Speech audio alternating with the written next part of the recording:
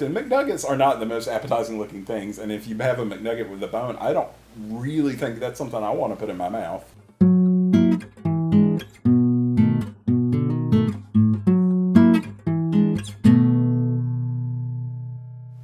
Hi, you're watching Two Dumb Guys. I'm Brian.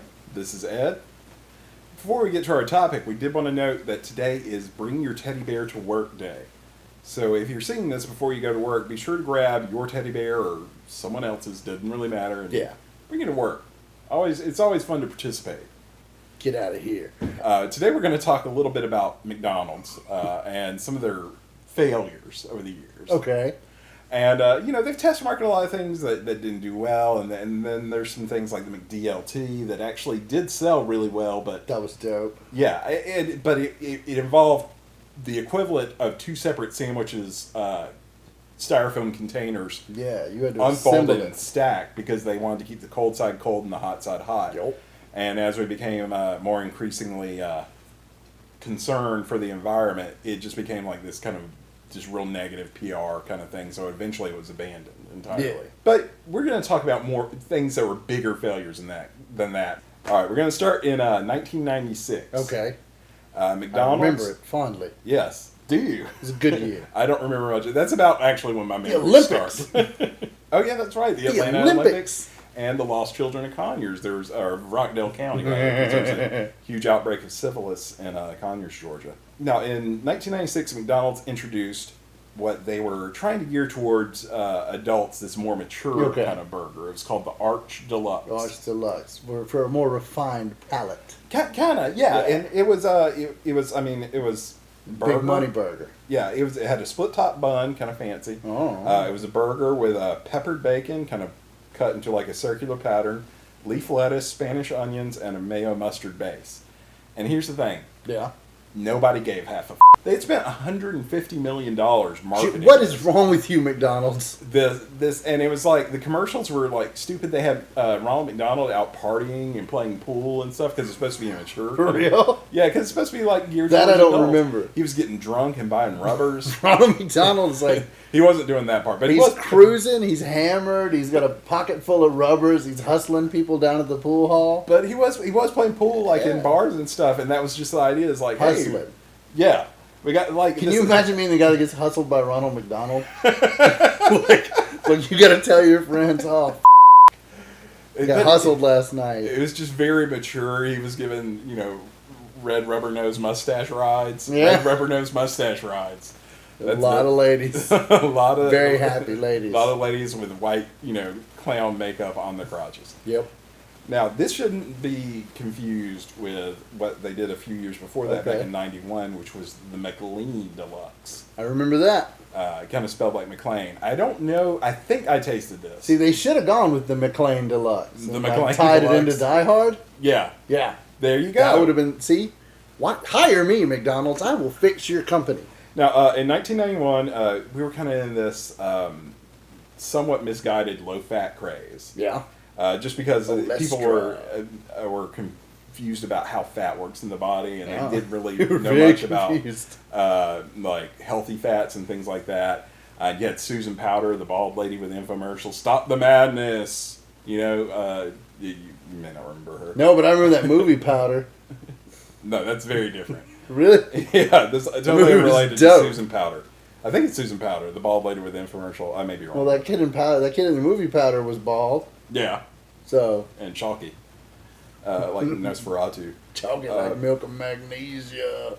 It only had 10 grams of fat compared to something like the Big Mac, which has 26 grams of fat. God, gotta get that fat. The problem with a very low-fat burger is it tastes horrible? Well, it has structural issues. Yeah. Because it just kind of falls apart. And there's no flavor. To maintain the structural integrity of it, they had to add something, a binder, specifically seaweed.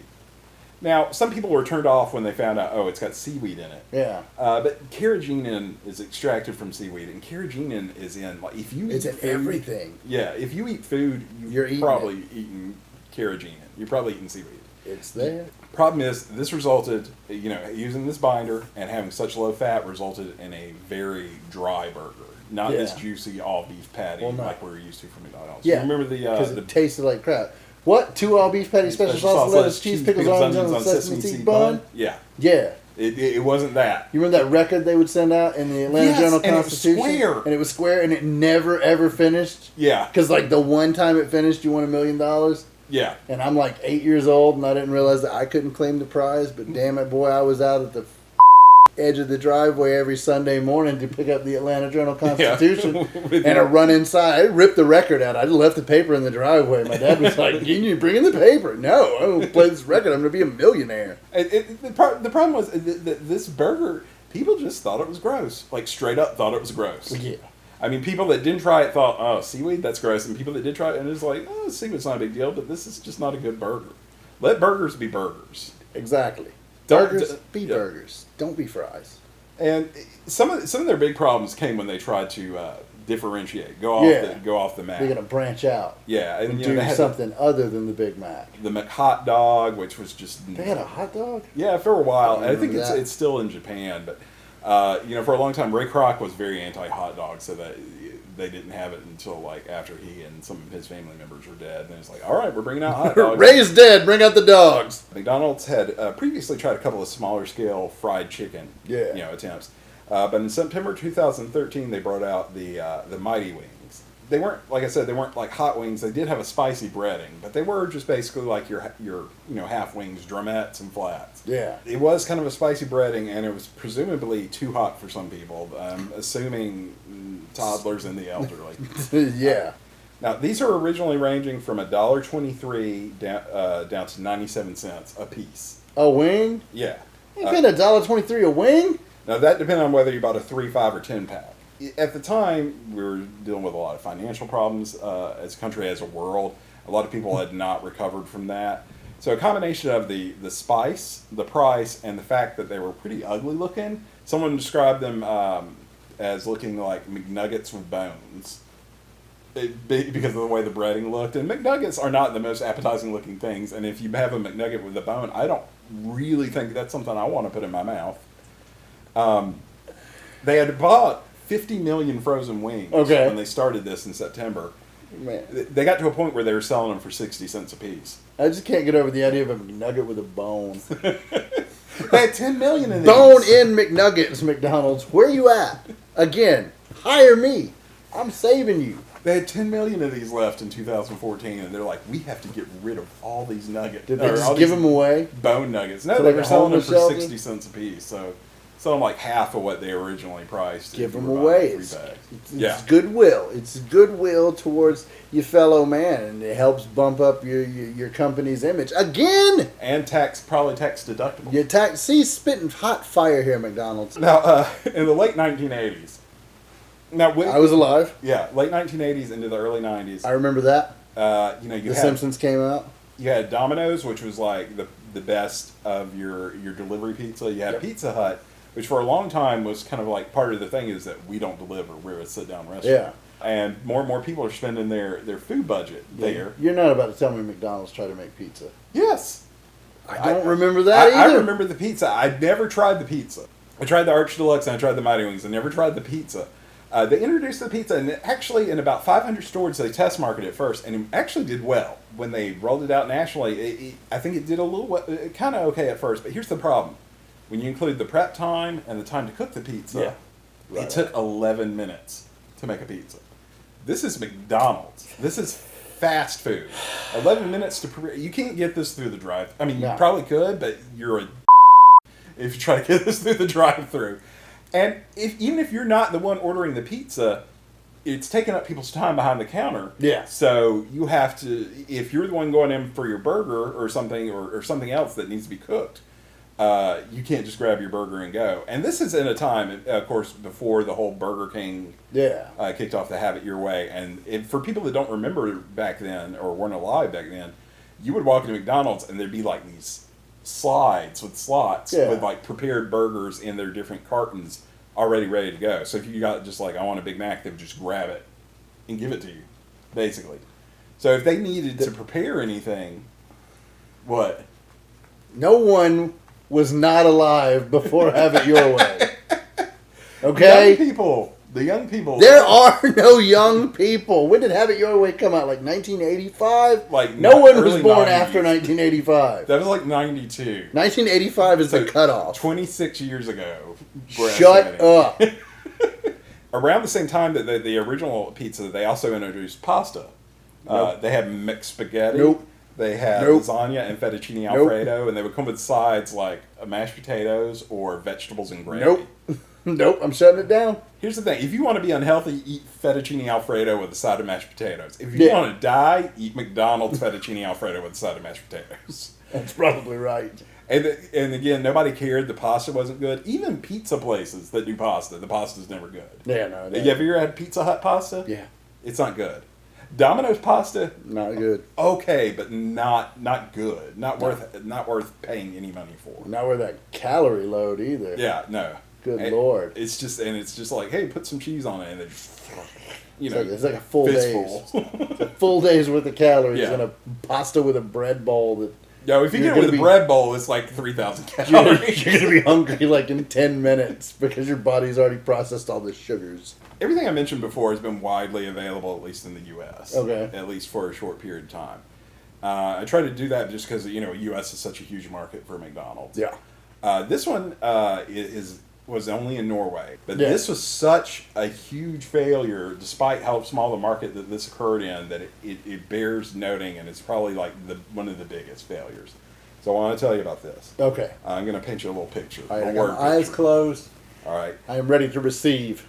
It's summer 2002. Oh, it's a crisp, beautiful day. Morning dew is on my feet. There's a major famine occurring in Zimbabwe. I'm very hungry. Zimbabwe, Mozambique, Zambia, Lesotho, Malawi, Angola, and Swaziland. Oh, I'm so hungry. Droughts and floods, intense poverty. I'm very wet and very dry at the same time, and also very poor. There's 14 million people facing starvation. I am one of those 14 million. No, you're not. McDonald's, at this time, decides to offer a new burger in one of the richest countries in the world, Norway. Yeah. It's beef, cheese, tomatoes, pita bread, and it's called the McAfrica.